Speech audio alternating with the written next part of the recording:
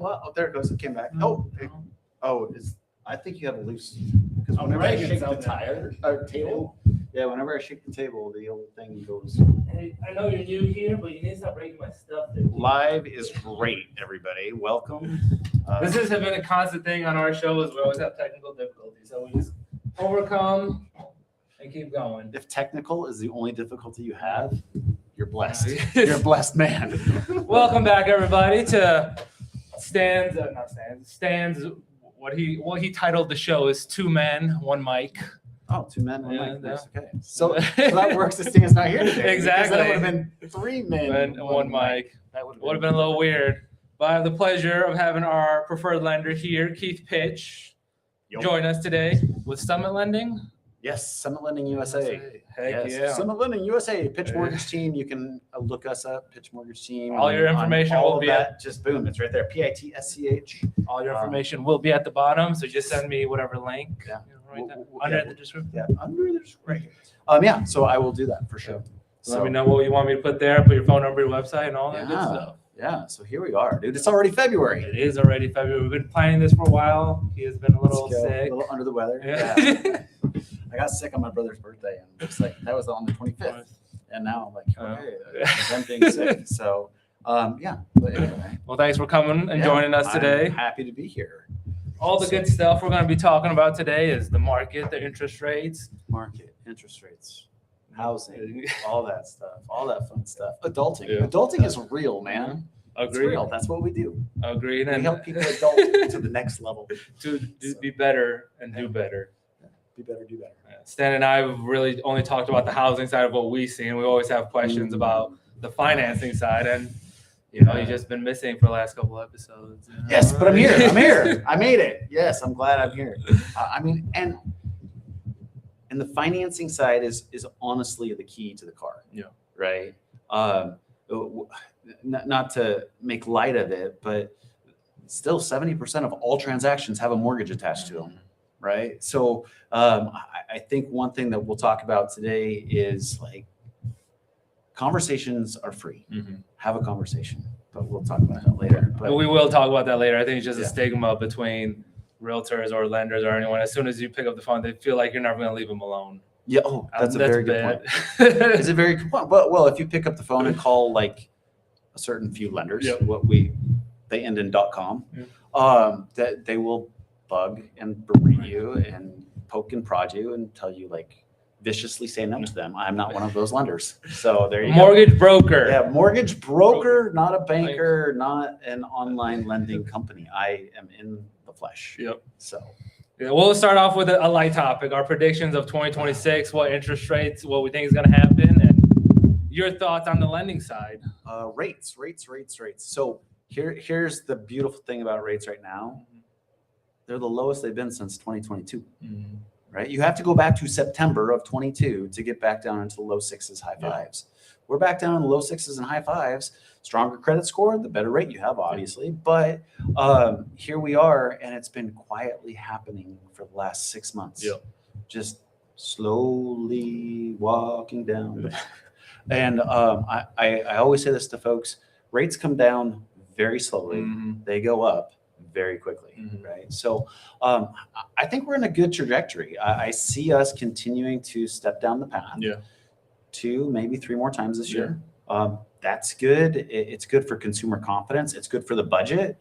For all of you that have been waiting for those rates to come back down, it was a very hard whip slam that we went through in that 22 transition, right? So when inflation started happening exponentially and rates started to go back up, we literally went from mid 3s to 7% in the course of about a month and a half, 2 months, right? So you're really, in essence, doubling the expense for the home buyer. And that's where we kind of pulled the brakes, the e-brake. I don't know if you've ever e-braked at like 40, 50 miles an hour. It's a trip. I do not suggest anybody doing that, but it's intense. Only time I've done is going drifting when it's fresh snow on the ground. Go in an empty parking lot and just start doing that. That's the only way I've ever done, not on asphalt or drifting. But yeah, we pulled the e-brake on that, and it slowed everything down 100%. instantaneously. So we've spent the last 2.5, 3 years stepping back down the path, and we've had a couple of blips that we went back up and then come back down, went back up, come back down. But all in all, it comes down to monetary policy, and we have to get a balanced budget. We have to quit creating more money. That's what that the economy doesn't need that. We need to kind of take those drivers out of the engine, so to speak, and just chill out. So I'm looking forward. If I have a prediction for 26, is that we're going to settle down, stay right there in the high fives. That's conventional stuff. Like government stuff, you and I have worked on both FHA and VA loans. I mean, they're in the mid and low fives, right? So your buddy that I was able to talk to and work with, 5.25% on a VA loan, 100% financing, right? For all you folks out there, current military, former military, you have the best ticket to get into the housing market. Use it. Punch that ticket, baby. 100%. 100%. That's what it's there for. Yeah, that's what it's there for. That's what you earned. So go take advantage of it. So I just think that we're going to settle down, and it's going to be that psychological switch, in my opinion, that the folks that have been sitting on their 3.5-4% interest rates, it's not a huge jump to go up to 5.5, right? It's a huge jump to go from 3.5, 4 to 7. But to go up a little bit for the house that I've wanted, and they've got this pent up energy, like, okay, this house is not working for me anymore. I want the 4-bedroom house, or I want the 5-bedroom, or I need a bigger yard, or fill in the blank. They've had to ruminate on these wants for the last 3 years. And now they're just like, okay, rates have come down to the point I've got to raise at work. I can make this work in my budget now. So I'm excited because I think you're going to see a resurgence to folks listing their houses, and the buyers are going to come back when we get solidly in the 5s. So I 100% agree with that. Stan and I were talking about it last couple of weeks, is everything from 2020, 2021, and 2022 was just a bunch of like FOMO that happened. People just like bought up whatever they could because it was just going right. Everything was going crazy. And now people are starting to realize like they bought something they don't like or want or need necessarily. All of that. And so now we're at a point of like people are getting tired of sitting somewhere where they don't necessarily want to be and are thinking about making that next step. And being, making that move. And a lot of people I'm talking to are originally bought in a little subdivision. Now out here in North Idaho, we have the luxury of having some space, some areas, and they're trying to find that space. And so just that stepping stone house. And so that's what, on the real estate side of talking with people, is what I have been seeing personally, is a lot of people are getting tired of where they've been because they didn't necessarily buy something they wanted. Correct. And they bought what was on the market in the moment that they were able to execute. That's what it was. Right. So during that FOMO time, and good job for taking advantage of it. I will say this. I'm not usually a FOMO bandwagon jump on kind of a guy, but with rates where they were, you will never see that. And I want to put this out there right now. I got to say this, folks. Rates will never be back in 3s or sub 3s ever again. Caveat, here's my asterisk, unless we have another international pandemic or World War III starts. Period, dot, end of story. It's not going to happen. So for those of you watching, for those of you waiting for that to happen, don't hope for it. You're going to meet Jesus first. I'm just saying that, okay? It's not going to happen. It's just not going to happen. That was such a culmination of extenuating circumstances to put that together, and we should all be blessed that we kind of did get into that situation. I don't think rates need to come back that low, but if the real estate market wasn't driving the economy at that time, we would be in a much worse position. So kind of paying for it. We paid for it a little bit. Now we're coming back out of it. It's time to go again. So go get the house that you want now. Take some time. Look at a couple of houses as opposed to saying, oh, hey, Matt, we have to write an offer before we even go look at the house. 100%. Now you get to enjoy the process. Exactly. Take your time of looking at all the houses that are out there and maybe hold off, take a little bit. And you have options now. And right now, maybe inspect the property. Don't give your firstborn child up for a property this time. Just enjoy it. That's the whole whole fun part of buying a house is you get to look at what you like, get to figure it out, what you like and don't like. And buying a house is fun. It's really fun, folks, if you're not in that crazy market, right? And we're not in that crazy market anymore. No. We're starting to get to a healthy market. We're getting a little more balance, not a great amount of balance here in the Kootenai County area. I think we're at like, what, 3.5 months of inventory? Yeah, 3.5, 4 months. I mean, a steady, consistent market is 4 to 6 months worth of inventory. So we're just starting to get back to a healthy market where there's a little bit of equalization between buyers and sellers as opposed to only sellers or only buyers, right? So it's exciting. I think 26 is going to be a really great time to buy a house. I feel like we're going to go back to a normal type of market, nothing crazy, and whatever normal means, right? It's going to be nice. So here's a crazy thing to think about that. Think about this for just 1 second, folks. We have not been in a normal market, a balanced market, since 2018. That's crazy. Do you want to know where rates were in 2018? What were they at? 6%. And we had a balanced market. Yeah. So what I'm trying to say is that the balance in the force is coming.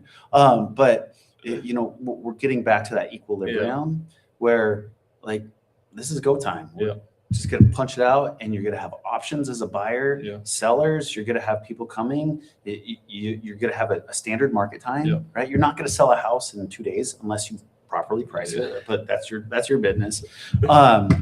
If you need to get out of it, you can. Let me tell you that. But the long and short of it is we're gonna find balance at 26, and I'm looking forward to balance because 8 years of not balance has been crazy. Agreed. There's going to be a lot more negotiating, I think, on both ends, on selling and buying a house. Correct. There's going to be a lot more competition, a lot more negotiating. So at the end of the day, you got to make sure you're properly priced and marketed. And on the sell side and on the buy side, you got to look at all the key indicators: how long it's been on the market, how much interest there is, how much activity is going on. So exactly all that good stuff. But when we were talking about that, something came up to my mind that I wanted to take a little side quest on. Okay. All the cool ideas that the Trump administration is trying to propose to make it more affordable to purchase a house. And one that I remembered a while back was the portable mortgages to be able to move over interest rates. Do you think that's going to be a thing, or is it just an idea that was just thrown at the wall? So it was an idea that was thrown at the wall. Yeah. It sounds really good. It does. It sounds really good. Okay, that the mortgage stays with the house, and so I could sell my house to you, and you could take over my mortgage and call it all good, or I could take my mortgage with me. Sorry, that's assumable. So I could take my mortgage with me, right? And it doesn't work that way. Yeah. It just doesn't work that way. That's not how our system is set up. It is. I love the spirit that they're trying. Me too. Right? Yeah. They're coming up with some ideas. Yeah. I think more impactful is the presidential order that corporations can't buy housing, which is great. Yeah. We'll talk about that in a second. But the portable mortgage, it would have been good, but unfortunately the securitization process, all of our systems aren't set up to house that. Yeah. Right. The flip side, the other thing that they did at the same press conference was they talked about the 50-year mortgage, right? Japan's had a 50-year mortgage since the 90s. Oh, really? Right. Yeah. And so the 50-year mortgage is kind of a throwaway in my opinion.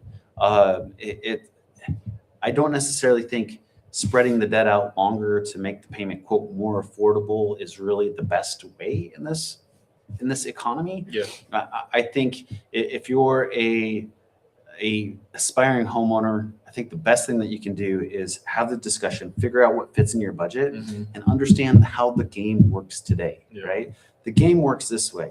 You buy that true first-time home buyer house, not the waterfront house. You buy that run-down 2-bedroom, 1-bath in downtown Coeur d'Alene that is on one of west or east of government, and between government and I-90. You're gonna buy one of those, and you're gonna fix it up, and then you're gonna have some sweat equity into the deal, and then 3-4 years down the road, you're gonna sell it, right? And then you're gonna take that equity and roll it into your next house. I think if we get back to the fundamentals of teaching folks how the market actually works, and the market is no different than any other investment, right? When we get too caught up that housing is emotional, housing is an investment. I look at it that way, right? Number one, housing is an investment. I need a place to live. I don't want to pay the landlord's rent, or I don't want to pay the landlord's mortgage. I want to pay my mortgage. So how do I get into the market? And my wife and I, we did the same thing. We bought a very small 3-bedroom, 1-bath house. It was like 1,100 square feet. We didn't have any kids at the time. We have 2 kids, and then we moved up 7 years later. And so it's an incremental process. It's not I should be in this 5-bedroom, 3,000 square foot house on an acre in Dalton Gardens tomorrow. No, that's not how it works. So if you want to play the game, right? Don't hate the player, hate the game, right? So you guys could go out there and hate on real estate and how expensive it is and this and that. If you want to get real about it and stop paying your landlord, which, let me ask this quick question. Has your rent gone down? No. Rent hasn't gone down. Guess what? If you lock in a 30-year mortgage, that mortgage payment is going to be the same for the next 30 years. So there's a little bit of budgetary bolstering that you can do with that. So it's an interesting time. I think the portable mortgage, it's a great idea. I think there is room for the industry to get a little more innovative. Right. Which I appreciate them trying. At least they're trying to do something about it and not just complain about it at the end of the day. Well, let's touch back on that, because the executive order that the Trump administration put in is institutional investors. And so institutional investors cannot buy single family residence houses. Awesome. Because what we've been seeing in the past really decade is these big institutional hedge funds have gone out there and bought thousands of houses. I was in conversation with somebody from the Atlanta market. Right. That represented almost 30% of their buys was corporations, big institutional corporations, aka Rock Black. I don't know if we can drop their name, but anyway, BlackRock was buying like almost 30% of the market in Atlanta.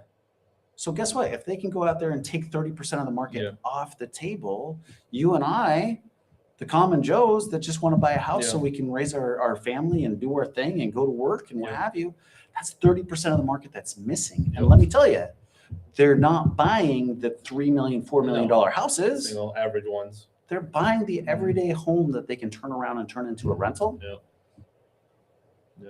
and put in their portfolio. So I'm a fan of that. I'm really curious how HUD and the Housing Administration is going to define an institutional lender or an institutional investor. That's going to come down the pipe probably by the end of March. So that'll be a big development. But to get us back to the key fundamental that housing is for people and not for corporations, that's a really, really big thing. Now, caveat to that, I'm an investor myself. I own multiple properties. I think for the mom and pops that want to go out there and do that and have impact, I rehab houses. I bring houses that are uninhabitable right now back to the market. So I don't think that type of investor is what's on their docket. I think the big BlackRocks and those types of institutional lenders are what they're targeting, which would be great. I would also like to see it be foreign entities. Me too. I don't think anybody that is outside the United States needs to be buying property in the United States unless you are a citizen. So, I agree with that as well. That might sound a little xenophobic or what have you, but I'll say this. Go try to buy a piece of land in France. Go try to buy a piece of land in another country. As a foreigner, most countries, especially developed countries, no way, you're not going to do it. So we have a very unique dynamic. And if what we're really trying to do is to preserve the American way of life for our residents, we need to put some guardrails on it. 100%. Yeah. You threw a lot out there just now. I had so many things I want to say. Take a breath. You should have been on our last week's episode, because literally all we talked about is how are they going to define an institutional investor, right? Is it someone with an LLC? Is it 100 doors, 10 doors? Like, how are they going to define it? Because if it's just so an LLC or an entity could only have 10 doors. You could have 1 million LLCs and have that. And so that's going to be the trickiest part is how are they going to define it? How are they going to figure that part out? Well, here's the long and short of it, in my opinion, is it's a work in process, right? The long story short is the market will always adjust. The market will find a way to move forward, whether it is creating 1,000 different LLCs and each one of them houses 10 or 100 doors. I don't know what that looks like. But the long story short is there's opportunity for you, the common folk, to go out and buy housing, and you shouldn't self-eliminate yourself from the conversation. It's a good thing that that's happening. It's a better thing that rates have come down to make that affordability a little more palatable for folks. But all in all, at the end of the day, have the conversation, please. It's so important and it's so powerful. I will tell you, 100% of my first-time home buyers say this: I didn't know I could buy a house. They come to me with courage, and I love that in them. And they're like, well, Matt told me I should talk to you because I don't know, maybe I could buy a house. And it's really that kind of timid thing. And I get it. I get it, because here's what is awesome and hard about my job all at the same time. I'm the gatekeeper. I'm the gatekeeper. You get to open the doors and show these beautiful houses and walk in and say, yeah, I can see you guys living here. Or that it's going to be perfect for your dog. This backyard is fully fenced and what have you. I get to tell people based on their income, assets, and credit that they can or they can't buy that house. Right. So, and I literally ask people to get financially naked in front of me. Pretty much. Hey, lay it on all the table. Let's walking into the doctor's office. Like, okay, turn your head and cough. But the long story short is, I can build a plan for anybody that really wants to buy a house. If you want to buy a house, we can set you up with a plan, right? Whether that's getting a down payment assistance program, either through the state or through the National Home Buyers Fund, whether that is doing a little credit repair and getting that credit report back up and bolstering that score, it's just a process. And I will say my biggest fans and my favorite clients are the folks that need some work, right? That they need some work. And if you're in it to win it, I'm 100% on your side.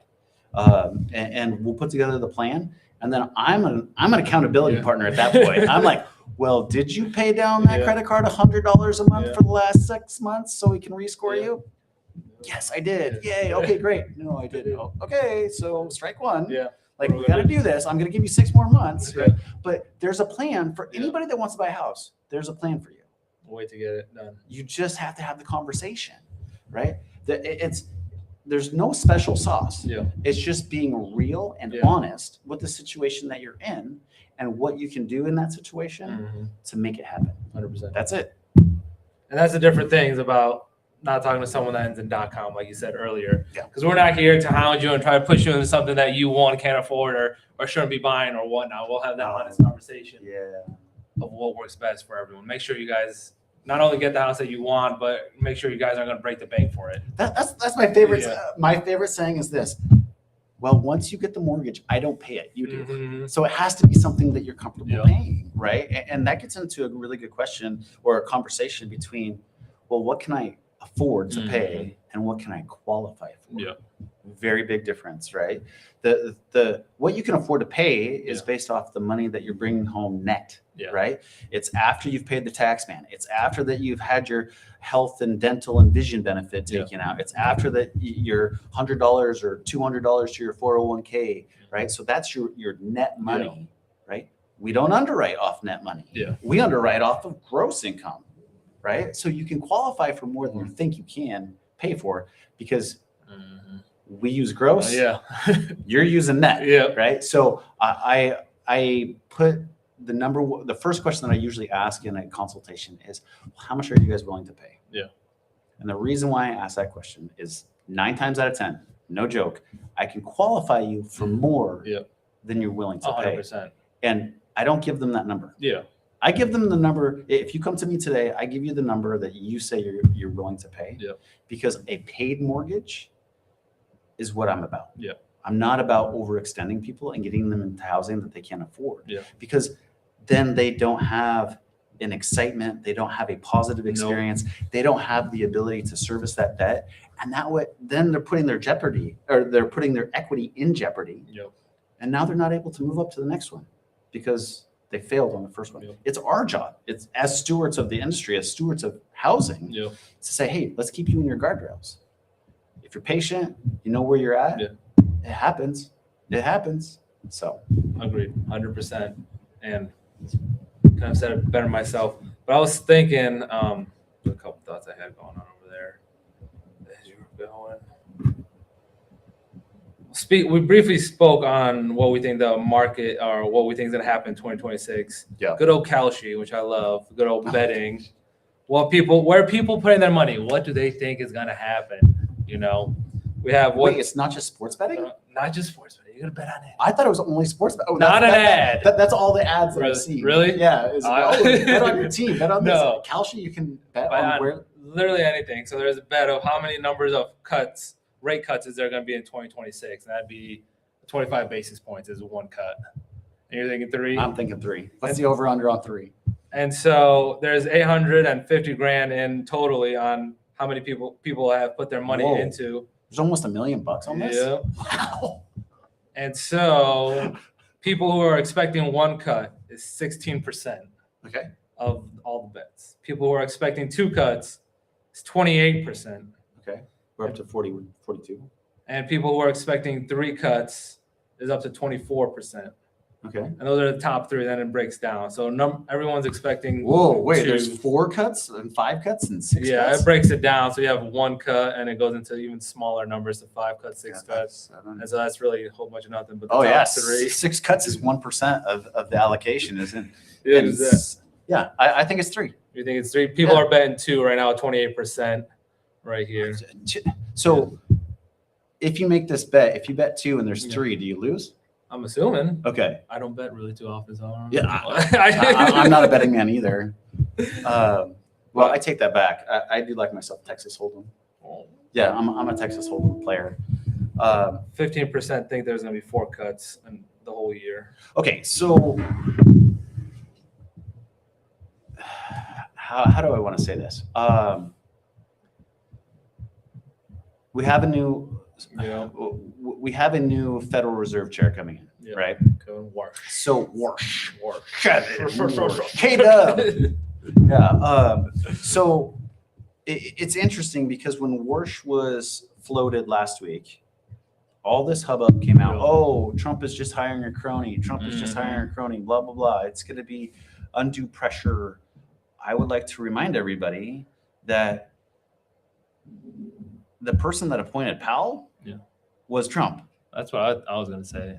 Was Trump. Yeah. And Trump's like, come on, Powell, do my thing, do my bidding. And Powell's like, no. We're going to look at the numbers and we're going to let the numbers dictate. Right. So I think we have a lot of good tailwinds going into this year that will be good for inflation. Right. And when I say good for inflation, it will suppress inflationary measures, right? So we have a lot of investment coming back to the United States, which we need that. We need to rebuild the middle class. 100%. Period. End of story. There's no question about it. If we don't make it here, we are beholden to other countries. There's no question about it. I mean, right here we have the mines opening back up in the Silver Valley right now too. That is so cool. Finally. I'm excited for that. I saw that. I don't remember the firm's name, but they're dumping like $28 million into that thing over the next 2 years to get it back up and running. Just to get it back up and running. $28 million. That is a huge boom for us. And they're hiring like crazy. One of my clients, he was looking at it, thinking about potentially applying for one, but Bunker Mine is advertising on Indeed like crazy right now, and they're hiring like crazy right now as well. Good for them. So, I mean, good for them. I mean, we have some serious need in this country to start filling some gaps that we had. And the lesson to be learned through COVID is where our strengths and where our weaknesses were. Agreed. And we had a lot of weaknesses when it came to building stuff, like PPE. Mm-hmm. We shouldn't have that problem, people. Nope. I'm just saying we shouldn't have that problem. But anyway, we were talking about rates and Kevin Warsh. Anyway, so Kevin Warsh, he was on during the mortgage meltdown from, I want to say, don't quote me on this. I was going to say 05 to 11. Yeah. So he was 06 to 11. We went through that with Yellen. He was one of the different governors, very outspoken, and kind of by the books, right? I think he is a little more bullish on getting rates lower, which I think if we're bringing all this capital expenditure back, we need to make sure we have an environment, because this is bigger than just mortgage rates, right? With real estate but this is bigger than mortgage rates, because this is also how large organizations lend money. This is also their cost of funds, right? Cost of funds is not just applicable in our day-to-day lives and our mortgage and car payments and what have you. It's also, does industry have the numbers to put together a $50 million plan, a $28 million expansion of the mine? They're not just using their cash, 100%. They're lending on that. So if the lending environment also gets better for that domestic growth, it's going to pay in spades. Now it's going to be a little slower because we've got to build this up again. We literally emaciated our whole manufacturing world, right? If it wasn't for Elon and really pushing Tesla and SpaceX and all the ancillary services around there, I don't know how much manufacturing would still be left domestically. You got Ford and GM, which GM's more a Mexican-based company is than it Ford too as well. A lot. Yeah, and so I don't want to go down that political wormhole, but the long and short of it is, I think you're going to see 3 rate cuts. I think that Quarter's going to. I don't think Powell's got the cojones to do one more rate cut before he leaves. Really, I think he's just going to go out as a silent little lamb. And unless something really dictates that in the numbers coming, either we get some really bad employment numbers or we get some really favorable inflation numbers, I don't think there's going to be a Fed cut. So there was a Kalshi bet as well that for what's going to happen in March. Oh, look at that. Look at that. Wow. This one has almost $6 million on it, on what's going to happen. Wow. Ridiculous. Which, according to what you exactly said, is 81% think that's going to remain the same. No cuts. No cuts. And my kids used to do this when they were done. Yeah, all done. Exactly. All done. My kid too. Use more or all done? But I think we're all done. No more. No more. 18% think there's going to be a 25 basis point cut, and then 2% think there's going to be more than a 25 basis point cut. Gosh, I hope they're not the. How much is on that line? What's the 2% line? How much is allocated there? I don't know how to read this thing. I don't know either. Well, 2% of the 6 million. Yeah. So what? A good amount. Yeah, that's for sure. But so I mean, just like you said, you don't think he has the cojones to be able to do it? Well, and I don't think so. In Q1, we typically don't really get the engine started economically. Yeah. So there's not going to be any big needle movers, in my opinion, unless it is the employment numbers. Yeah. And the employment numbers would have to fall on their face, like under 100,000 starts, to show that the industry and corporations aren't looking to hire. That would be bad. Yeah. So I don't think there's going to be one in March. I think it's going to happen. Maybe he might do a swan song in May when he retires, because he'll get one more meeting at the beginning of May before he's out. He might pull the trigger then. Yeah. But I do think Warsh will close the gap with 3 before the end of the year. Yeah. That's my 2 cents. 2 for sure. Yeah. 2 for sure. 3 maybe. Well, even with rate cuts or no rate cuts, I mean, right now we've been seeing this market has been heating up like crazy. I don't know about you on the lending side, but like houses that I did not think were going to go pending are going pending right now. Yeah. I'm like, well, it's the early adopters. It's the early adopters that have seen rates come down and they've had the conversation. Yeah. What I have found, especially with the highly qualified folks, so I call that over a 740 credit score, right? Credit, folks, is your number one driver of rate. Period, dot, end of story. So get that credit score up, up, up. If you need some help, let me know. But they come to me with, they're thinking like 6.25, 6.5. Yeah. And I'm like, no, you're at 5.99. Yeah. And so the conversations I'm having right now through January and the beginning of February right now are that people are pleasantly surprised that rates have come down to where they are. And we're starting to see it trickle in the news headlines. Yeah. Rates continue to come down. Rates at an all-time low since 4-year low, blah, blah, blah.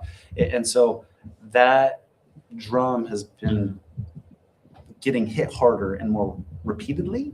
So as we continue to funnel that in, and another rate cut would help that momentum and the consumer confidence, we're going to see a lot more folks getting pre-approved, a lot more folks getting back to the market, and that would be great. On the rates coming down, what are your opinions on ARMs, and what have you been seeing? So here is where I think to go back up to the federal platform, that we can get a little more creative with this. ARMs traditionally started back in the 80s. Okay. Right. So late 70s, early 80s, savings and loan blows up. Rates go into double digits, 12, 13, 14%, right? Prices were different, but rates were high. Yeah. ARMs came out, adjustable rate mortgages. So roll that up into 2006 and the ramp up to the mortgage meltdown. We had 60 to 70% of all originations were done on adjustable rate mortgages, right? So adjustable rate mortgages are a great segue or counter to a high interest rate because you can get below interest rates. What happened in the result of the mortgage meltdown is the Dodd-Frank Wall Street Reform Act. They carved out and put ARMs over here, right? So you had 30-year fixed, and ARMs would kind of be commingled together and put in different. They were more based off of loan to value and credit score as far as these pools of mortgages. Dodd-Frank says, well, if you're not a 30-year fixed, you're no longer a qualified mortgage. And that's a technical term because it gives the bank, if they did their job in underwriting the loan, right, based off the income and the assets that they were given by the borrower, if they did their job, the borrower couldn't sue them. Right? ARMs, borrower could still come back and have recourse against the bank. Crazy. So the banks, guess what? Guess what the bank's going to sell, right? 30-year fix. The bank is going to sell a 30-year fix and sell it to Fannie and Freddie and say, oh, ARMs aren't cool. Sorry. So you see that in pricing. Pricing for an ARM is worse than a price on a conventional 30-year fixed, right? And that's by design. The companies that are underwriting these and then the securitization with Fannie Mae and Freddie Mac, ARMs aren't cool. When you get into the jumbo world, right, above $850,000, ARMs are awesome. ARMs are down in the 4s. You can find an ARM down in the 4s, right? APR higher than that, right? Call me for details. But the ARM market, when you get into jumbo world, is not securitized the same way. It doesn't go through the same channels. So the ARM market in the jumbo market is still very healthy. And there is definitely a betterment between a 30-year fixed jumbo and an ARM on a 5-year or a 7-year ARM. And what that means is for that first 5 years or the first 7 years of the mortgage's existence, it's at this lower rate. It's awesome. It's better than the trash that we sold. And I will say this, I sold one temporary rate buy down. Okay. So soapbox moment, do not take a temporary rate buy down. Are you talking about the 3-2-1s? 3-2-1s, 2-1s, what have you. The seller has to come to the table with a big old concession. Get a permanent rate buy down. Because here's how that was packaged. In 22 and 23, everybody's like, oh, rates will be better. Rates will be lower by the time we get 2-3 years down the road. And guess what? They weren't. They weren't. They weren't. Now you're eating this huge bullet and paying this fully amortized 7, 7.25, 7 3/8 rate when you thought it was going to go 5 3/4, and then hold on. Time out. What do we got here? I think the battery got too hot. You're talking too long, dude. Just cut me off. I like it.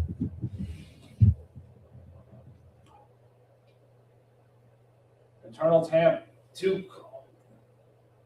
Gotta go switch to the computer one. The camera got too hot. Yeah, it got too hot. The camera got too hot. Muy caliente. Means Keith was talking too long. I'm just kidding. Go ahead. Yeah, we're still going. Oh wow! Just change the camera. Just change the from the nice one to the computer one. So they weren't. Now people are paying this high rate. Yeah. If they would have just taken the permanent buy down right out the gate, because that seller still has to come to get with the credit. Yeah. They would still be paying that lower interest rate. Yeah. Great time to refinance. Get your refinance done. Yeah. But unfortunate speculation. Yeah. And that's what it was. And I was like, no, I won't sell that mortgage. I don't believe. I do not believe in this mortgage. Mm-hmm. And the other risk that people don't realize is in 2 years you might not be able to qualify for mortgage, right? From an income standpoint, from an asset standpoint, from a credit standpoint. So there's a lot of speculation that went into the 3-2-1 or 2-1 buy down. Yeah. And I'll be honest, I lost some business to it because people had their blinders on. Yeah. If we didn't learn anything from the mortgage meltdown with negative amortization arms and things going up, shame on us. 100%. Well, look at that now. You might have lost some business, but now they probably all hate their lenders for convincing them into it. Keith, can you get me out of this 7.25? Yes, we can. Yeah, we'll do what we can. Yes, we can. Well, let's wrap up here. I mean, you want to talk about perspectives and perspectives? Yeah, perspective. Let's talk about that really quick because it's passionate in my heart. Mm-hmm. It's something that I know we've talked about this before. Like, folks are self-eliminating themselves, right? Because they have this perception and perspective that housing is too expensive. You can't afford it. I can't afford it. Look at these prices. I don't have my down payment. I don't have this. I don't have that. A lot of people think that they have to have this epic credit score of 740, 780. No, I can do loans down to a 580. Yeah. Right. So the perception that you may or may not be able to buy a house, put that on the bench. Have a conversation and really figure out 100%. What your plan is. Exactly. Right. And there's no harm in that because the folks that have the courage to seek the advice and the education to better themselves will be the benefactors 100%. Tenfold. And so I would just say this to everybody out there with the perception that it's too expensive or I can't do it. Put together a plan. Yep. You'll find out that it's a lot easier than you think. It just 100%. Truly, honestly is, and it's nothing to be afraid of. No. And so that's all I got to say about that. The self-eliminators, don't eliminate yourself. No. And the last thing is your first house. It's not your last house. It's not your forever house. It's not your forever house. Like I said, my example was that small 3-bedroom, 1-bathroom, not apartment, but house. It was a lot for us at that point. Yep. We stretched the budget, but we had that house. Yeah. And that's where my newlywed wife and I landed. Yeah. And it was an awesome house. Yeah. Served the purpose. We were there for 7 years. We brought both of our babies home to that house, and then we moved on up, right? But just remember, it's all a process, and you just have to start somewhere. Exactly. If I could tell you to go back and buy Amazon or Facebook 10, 20, 30 years ago, would you? 100%. Housing will be the same thing for you. You just have to get in the market and let it go. 100%. It's time and market, baby. Yeah, exactly. Time and market. And Stan and I were talking about this last week. I think that the last couple of years have got people making it seem more transactional than it is. They go in and out of properties thinking that they can make their money back in two years or so. And I don't think that's a good idea. It's like, get into it, like you're saying, build that sweat equity because you're making it happen. Like it's probably not the best looking house on the block, but you make it look nicer. You put some nicer finishes on it. You're building that equity into the house. So if God forbid something happens in 2 or 3 years, you may be able to break even, if not gain a little bit of money from selling it. You never know. And I think that's the best way to get into that market and get into housing. It's fantastic. There's a saying for that. Buy the worst house in the best neighborhood. 100%. Buy the worst house in the best neighborhood. That's what we did. Yeah. We've done that 2, 3, 4 times. Agreed. And just when you can do that, you can start piling up equity.